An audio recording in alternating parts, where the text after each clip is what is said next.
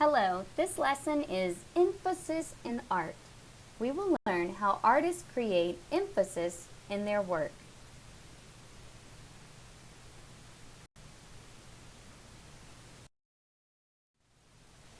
Here are a few art terms to know. Emphasis. Emphasis is a principle of design. Emphasis makes one part of the work seem more important than the rest of the work. The part of the work that is important is called dominant. The part that is not emphasized is called subordinate.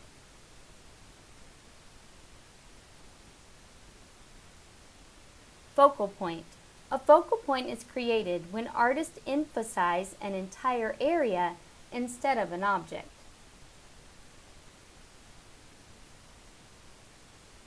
Point of view. Point of view is the position from which something or someone is observed. It's how the artist wants the viewer to look at the subject of the artwork. Is it from up above, up close, from far away?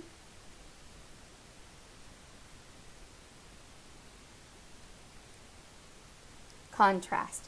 Contrast is another way to create a focal point. Contrast occurs when two objects or colors that are different are placed together.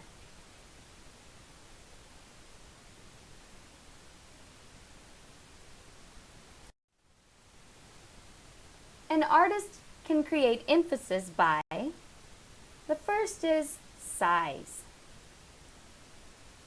Often an artist makes one object in the work bigger than the rest of the objects in the work. This uses contrast to show emphasis. Color.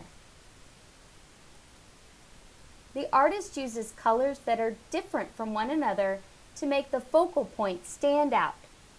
This also uses contrast to show emphasis. You mostly see artists using light colors against dark colors to make this work. Point of view. The artist uses an unusual point of view to draw your eye to the focal point. Let us observe a few paintings. The first painting I want to show you is by Lorenzo. He is an American folk artist from Georgia. A folk artist is someone that didn't go to art school to learn to make art. Basically, he taught himself. He even made the frame that you see him holding there. He said when he was a little boy, his mother would take him to museums, and he just learned by going to the museums and observing the work and then trying it out himself.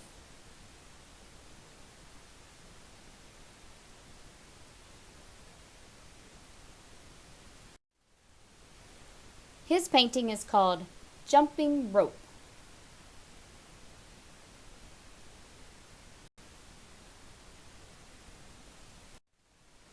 The next one is by Rembrandt Harmonszoon van Rijn.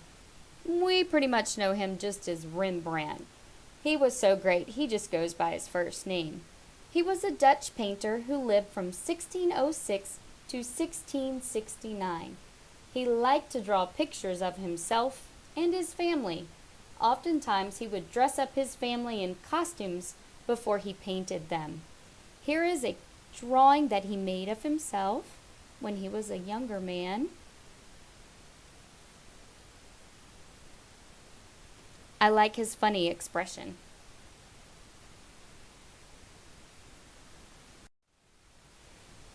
The painting we're going to look at by him is called The Mill.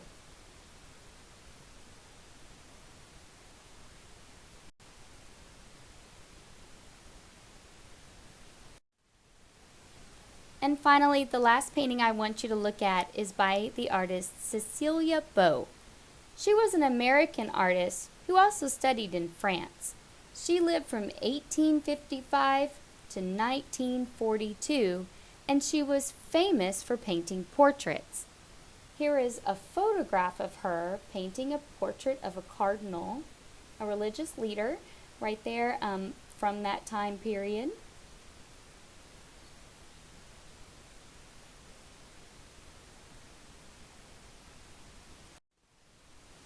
And the painting that she created is Ernesta, Child with Nurse.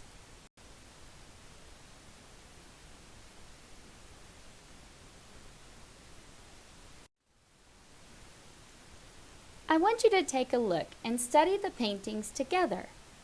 Take a moment to notice what your eye sees first. What is emphasized in each painting?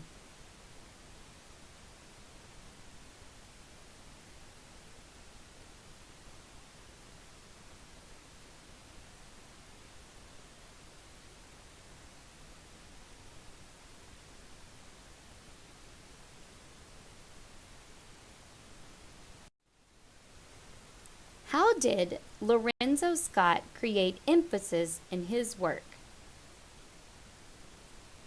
I bet you guessed size. If you did, you're correct. He uses a little bit of color with that bright red dress to make her stand out, but we mostly notice this girl's size. She's bigger than the other little boy and girl who's in the painting with her, so she is emphasized in this picture.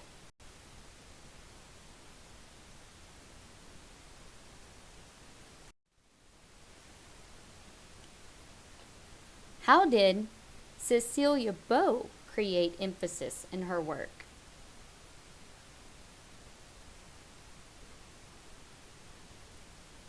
Did you say point of view?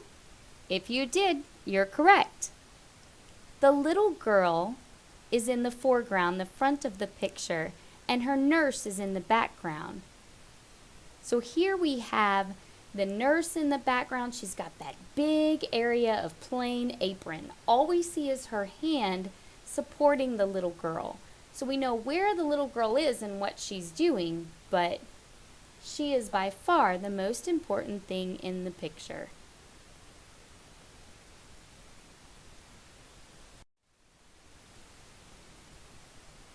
And how did Rembrandt create emphasis in his work?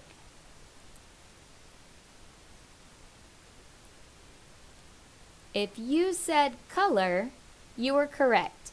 He uses color for contrast. He's got this light morning sky, and then on the opposite side of the picture, it looks like it's still nighttime or it's stormy. We see the mill. It almost looks like it's got its arms outstretched to reach the sun. So it is really emphasized by the difference in the light and dark colors in this painting. It's your turn. Let's create. Can you draw a picture of a group of people and give one person more emphasis? So we are going to draw a picture of a group of people. I want you to think of a scene that shows people working or playing. And draw the scene using any art materials you have. Give one person in the picture emphasis by making that person bigger, a different color, or showing them from a unique point of view. Finally, color your picture and add details. Crayon, colored pencil, and marker would work nicely here.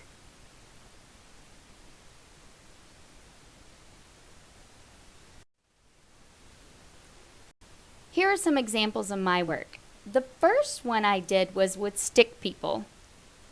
The second, I added a little more details. So my stick people are at a dance party, and I think you can tell who is the main dancer. The guy in red really stands out from his backup dancers in blue. And then I wanted to show a group of people doing something fun, so I decided to draw a skate park. The girl I drew is bigger and looks like she's closer to the viewer in the picture, so she is the one I emphasized. To create this, I began with shapes.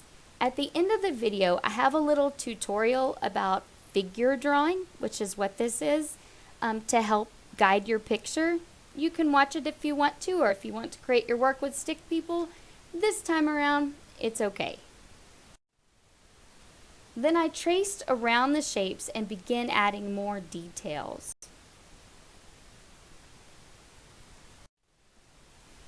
And then I finished my drawing and erased any extra lines to make it look a little more neat. And finally, I colored it with crayons.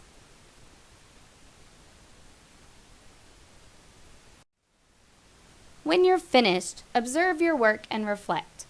What are the people in your scene doing? Who in your scene has emphasis? How did you emphasize this person in your drawing? And what would your scene look like if there were no emphasis?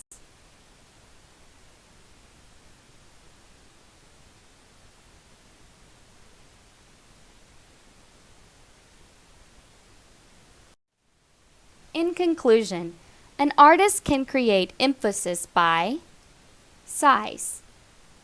The artist makes one object in the work bigger than the rest of the objects to create contrast and emphasize that object.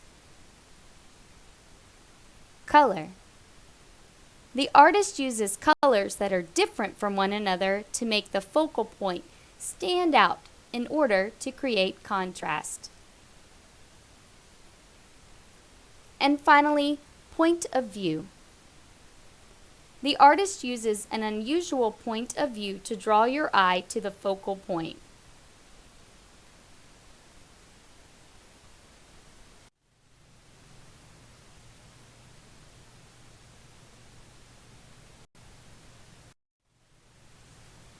And finally, here's the figure drawing tutorial. When I ask you to break down the body into shapes, I want you to think about an art mannequin. You may have seen one before. The head, the arms, the elbows, they're all represented by different shapes. So I always start with an oval for the head. Our heads are not circles. It's better to draw with an oval first. And you might want to draw light until you get it right. Next, I add 2 lines for the neck,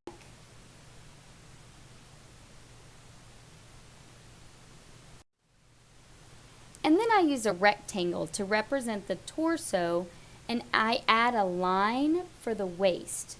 So the torso is the part of your body where your organs are, your heart, your stomach. It's where your arms and legs stick out of.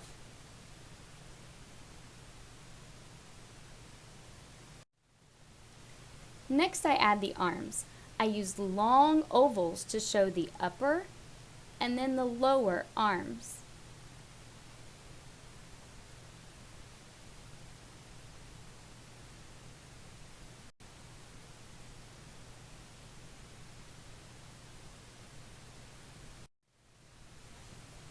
I then add legs and feet with ovals. I use a circle to represent the knees and ankles.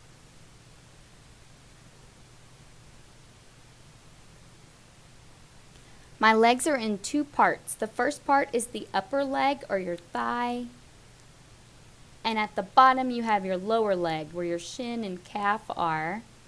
There's where I made the circle for the ankle, and I made some oval feet. You can always make them look more like the shoes you prefer later on. I just start out with an oval first.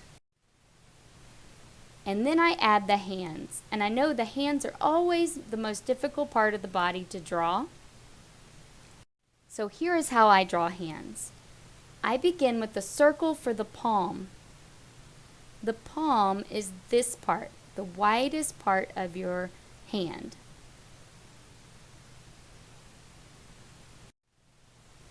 I then add small, long ovals for the fingers and the thumb.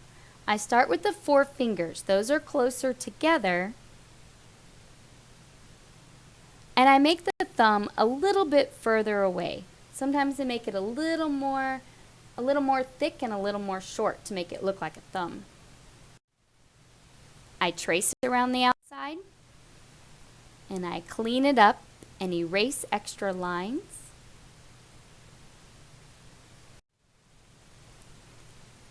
Then I trace around the outside shape of my entire body. I used a marker here so that you can see where I traced, but you could do that with pencil too.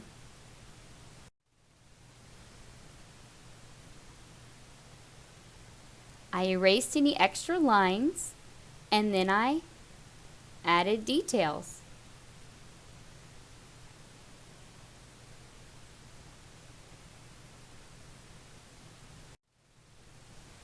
Thanks for watching. Happy drawing!